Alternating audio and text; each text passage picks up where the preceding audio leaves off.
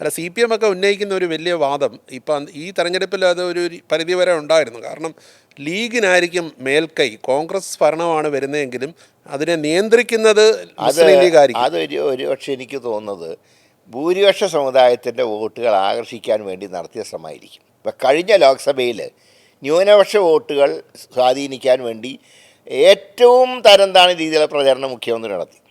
ഏറ്റില്ല. എന്നാൽ പിന്നെ മറ്റേതൊന്ന് പരീക്ഷിക്കാം എന്ന് കരുതി കാണും. ഇപ്പം ഞാൻ പറയാം, ഈ കഴിഞ്ഞ ഇലക്ഷനിൽ 2021 27 സീറ്റ് ലീഗ് മത്സരിച്ചു. ഒരു സീറ്റ് എടുത്താണ് കൂടുതൽ ചോദിച്ചില്ല.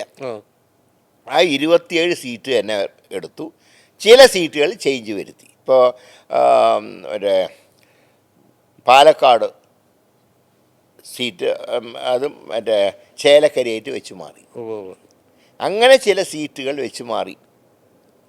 പക്ഷേ റിസൾട്ട് വരുമ്പോൾ UDF-നാണ് ഭൂരിപക്ഷമെങ്കിൽ ലീഗ് മന്ത്രിപദം 5 എന്നുള്ളത് 6 ചോദിക്കുമെന്നും ഉപമുഖ്യമന്ത്രി പദം ചോദിക്കുമെന്നും ഒക്കെ പറയുന്നത്. മാക്സിമം തിരൂർ ജില്ല ചോദിക്കുമെന്ന് പറയാം. ഈ അവർ മാക്സിമം സഹകരിക്കുന്ന കാര്യത്തിൽ സംശയമില്ല. അപ്പോൾ അവർ പറഞ്ഞല്ലോ, ഞങ്ങൾ ഉപമുഖ്യമന്ത്രി സ്ഥാനം ആവശ്യപ്പെടില്ല. അങ്ങനെ കട്ടൻ ഡ്രൈ ആയിട്ട് ഏതെങ്കിലും പാർട്ടി LDF-ൽ പറയൂ.